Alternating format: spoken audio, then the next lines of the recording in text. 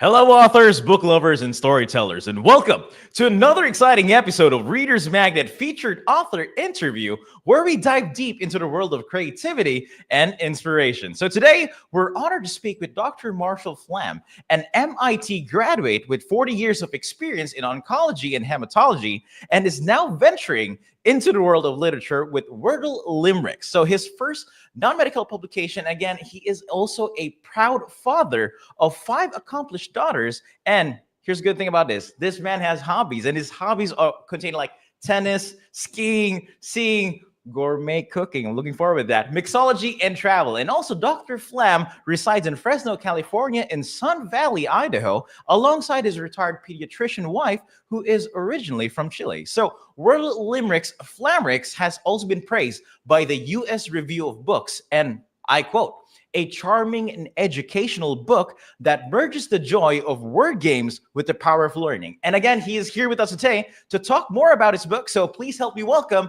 Dr. Marshall Flam. So Dr. Flam, how are you doing today? Very good. After that introduction, I'm doing much better.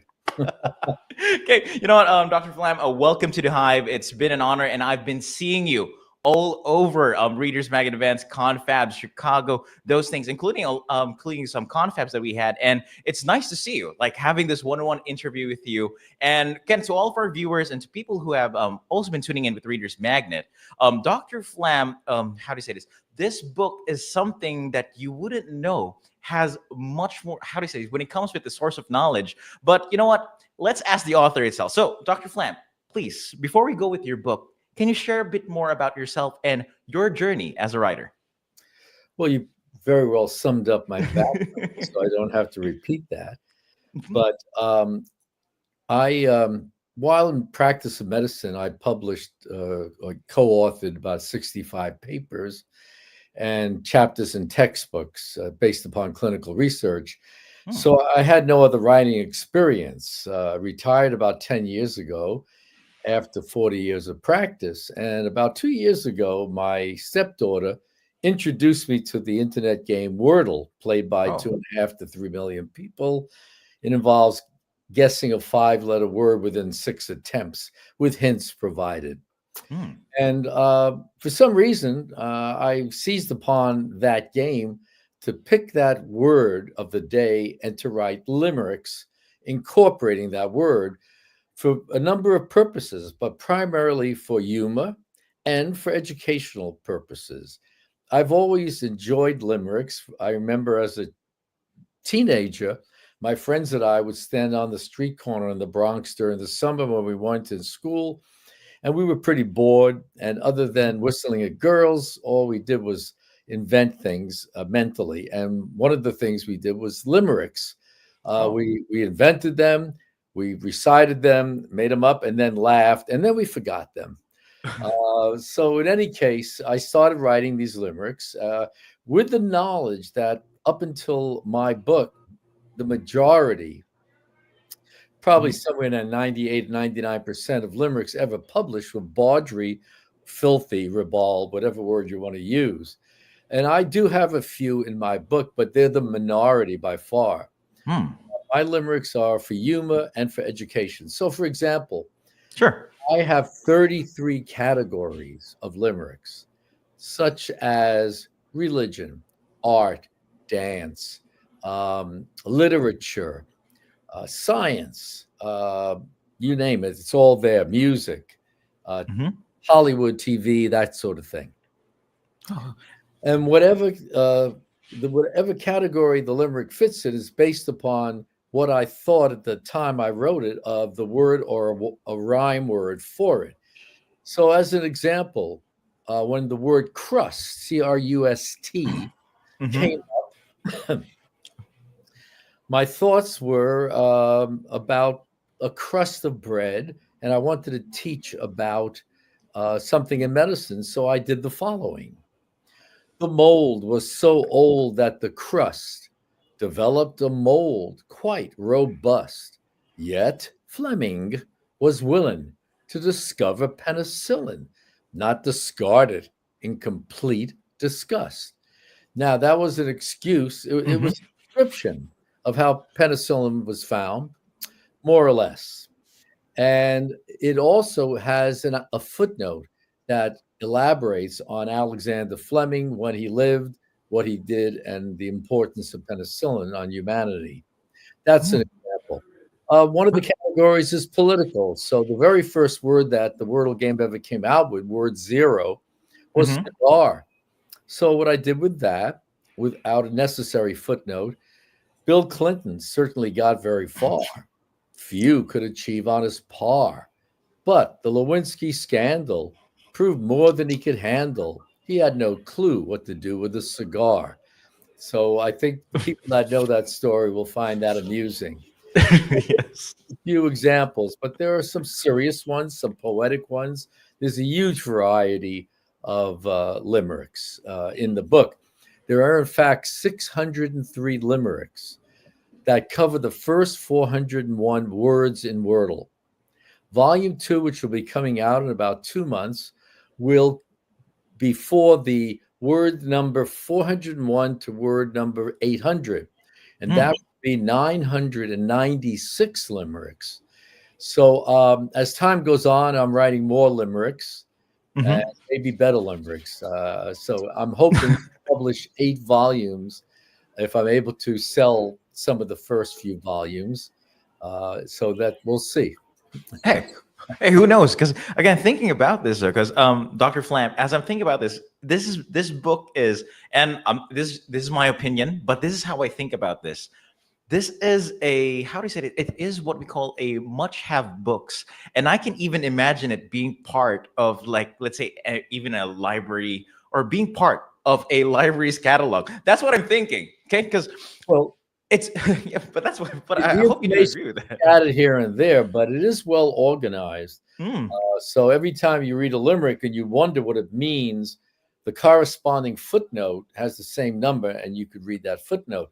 Also, there are 2 tables, one of which lists the limericks as they came out chronologically, what the word is, the number of limericks per word, cross-referenced limerick. So, for example, that limerick I recited about Clinton and the cigar. Well, there's another limerick oh, about Mark Twain, because he was a cigar smoker, and his relationship to Halley's Comet, which simply stated was he was born when Halley's Comet came to Earth, visited us, and then he died 74 years later when Halley's Comet returned.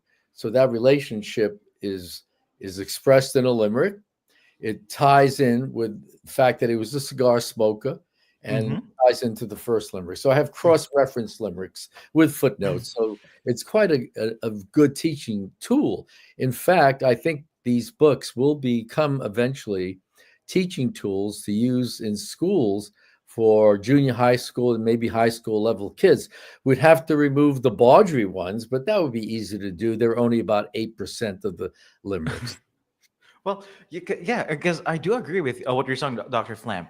Having an educational tool, and again, it has these footnotes, information as well, well researched, and these are all, as you've said, intertwined within the book as well. Like, there are some cross reference in between. It's Yeah. not like, if I'm thinking about this, there are some books that can write stuff, but having the information that would be available through you within your hand, pulling up those pages, checking them out, and knowing the information is something that I can really imagine that and I do agree. And if ever it's going to be happening, if ever it might be, if ever it will be a part of schools, libraries, and whatnot, that's one thing that I wouldn't say it's not far fetched. It's really something that's close That to would be nice. possible. Well, allow me to show you There, the book there. that comes in hardback and Mm, softcover, as well as electronic, on Amazon and in a limited number of bookstores now, but I'm hoping to expand that very yeah, soon. yeah. A perfect example of a Sure. teaching Give, tool go. is on January 4th, 2022, the Hmm. 199th word in the Wordle game was siege, Siege. Okay. Now, how many people that are going to view this really know how the croissant, that bread pastry, was invented? It all ties into the word siege. And let me read it to you. Sure. Now you got my curiosity. Go for it. I want to know. The second siege of Vienna in 1683 ended when Ottoman Turks were forced to flee. With the arrival of the détente, Viennese bakers invent the croissant, which you'll find today in every bakery. Now, the footnote describes exactly what happened. It was a long siege. Supplies were being diminished on both sides. So the Turks decided to try to dig underground into the city, but they chose a spot that happened to be under the bakery, and the bakers heard them. So they called the soldiers. The floor was collapsed on them. That ended the siege. The Turks turned around and left, and the king at the time honored the Turks to choose a pastry to commemorate the occasion, and they chose the croissant, which has that sickle shape because the Ottoman flag has a sickle in it, the same shape as the croissant. So these are the things you'll learn from my book, loaded with trivia of great interest. And my mind is blown as of the moment, Dr. Flam. I'm like, no kidding. No kidding aside though. Like, I haven't even thought about it that way. Like, what? Hey, Dr. Flam, because again, coming with this book and talking more, I just want to talking more about this book, talking about the research it did, coming back with Wordle, pairing up with limericks, putting all this information here. I do believe it took you a very long time to complete this book then. Well, not that long. I have a knack for inventing limericks. When I'm selling books at book fairs, if somebody buys a book, I will write them a personalized limerick, 5-minute history, which I learned from my medical days, and then 5 minutes to compose the limerick. So I do them pretty quickly. When I started writing limericks for Wordle, I started on number 470. So I had to go retroactively write the limericks that I missed up to that point. And I did it in 6 weeks. And all of volume 1 is retrospectively written. And in volume 2, the majority will be written on the day the limerick comes out, which is my custom now. Today's number of Wordle was 1,273. And I just crossed the line. I've written 3,601 limericks to cover those words. Oh, okay. And just want to, it's more than what's currently. So Dr. Flam, because again, you told us earlier as well that you have an upcoming book that you're currently working on. So is there a way for us to give us a sneak peek on what we'll be expecting on volume 2 then? It'll be similar to volume 1, but there'll be different limericks. There'll be considerably more limericks and more limericks per word, and more elaborate footnotes. So it'll be a thicker book, and it perhaps will be a more interesting book. Well, it remains to be seen, but it'll be similar by and large, except with more detailed and larger number of limericks. So, okay, thank you much for that, and that is something that I'm looking forward. And you know what? Dr. Flam, just want to tell you though, after this conversation, I'm not thinking, but I'm really going to start purchasing one of your books. Then, like, this is the second time that I've been saying this. Like, there are some books that pique my interest, and these type of books are really unique in its own way. It's not just something that I read, like I just one-off read and that's it. It's something that I can carry on and learn from it as well.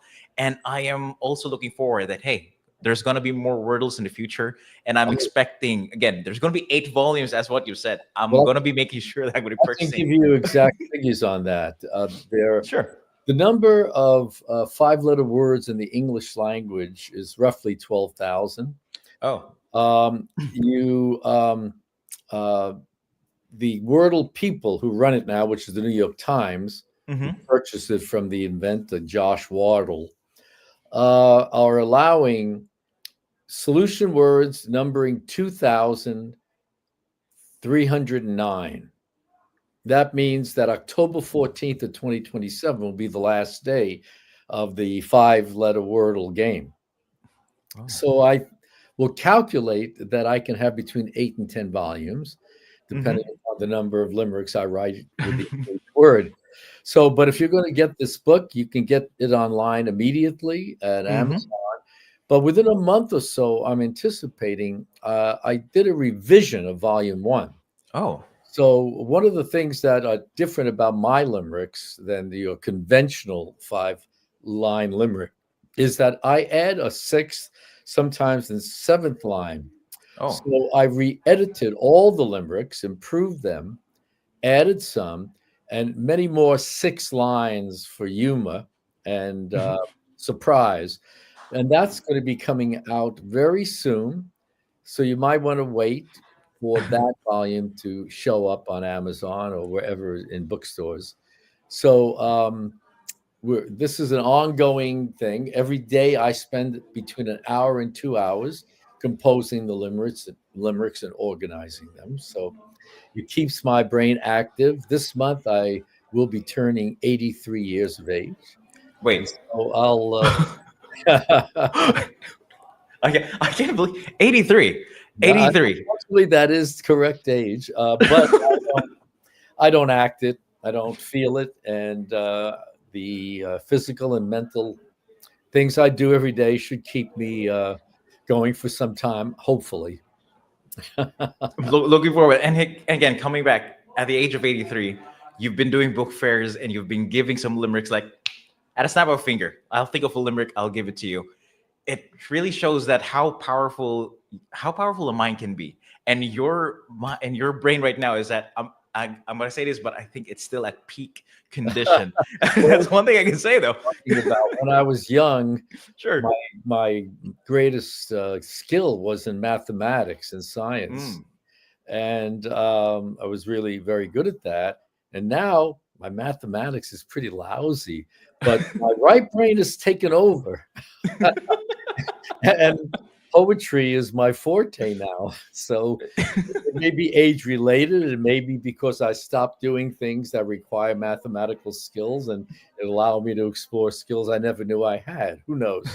But we can theorize about it all day long, but we're not sure. But hey, if ever the right brain is taking over, and I gotta tell you though, that right brain is doing the right thing as well. Because again, creativity and inspiration, it's all in this book. Research, knowledge, everything is in it. So again, you know what? To all of our viewers here, again, feel free to grab a copy of Dr. Marshall S. Flam's book. Again, that is Wordle Limericks, Flamricks. And again, it is available through Amazon and also through limited bookstores. And you can also try to check out Dr. Flam's website. That's www.wordlelimericks.net. Let me spell that out for you. So that's www.wordlelimericks.net. And that's flash on screens. Okay. So again, to all of our viewers, don't hesitate. Grab a copy right now. And again, volume 2, as what we have discussed, is coming out in the next 2 months. So also make sure to check that out. And also try to also wait for the re-edited version of Dr. Flam's book as well. And it's something to look forward, and it's something to, get those thinking parts working back again. Okay. So you know what, Dr. Flam, I just got to say, as we come to today's conversation, I just want to say that thank you very much for joining us, sharing your insights and sharing your time. And if there's one thing that I can say is that after this interview, I'm coming out and I'm going to be making sure that I can read this book, and I'll get back with you. And I said, hey, Dr. Flam, I think I can add a limerick for you if you want to put it on your next book. Then. Sounds like a good deal. I'm sure you'll enjoy it. And I'd love to get the feedback. And Sure. anybody that is interested in the book and reads some of it, it's not the kind of book you read from cover to cover. You can keep it on your night table and read a few before you go to bed. You can keep it on a coffee table, keep it in the bathroom. But you can also read it in groups and laugh and discuss things. It's multifarious in its potential applications and usages. So enjoy it. Yeah. Thank you very much. Really love that one. Really love that with Dr. Flam. So again, once again, to each and everyone, Dr. Marshall Flam, feel free to check his book out. Again, available through Amazon, and also check his website. That's www.wordlelimericks.net. Okay. And to all of our viewers, thank you very much for tuning in. And always remember that every ending is just a new beginning in the world of stories. May your reading adventures be endless and your imagination boundless. And always remember, as we say here at Reader's Magnet, we share your stories with the world. Thank you and have a good one. Bye-bye.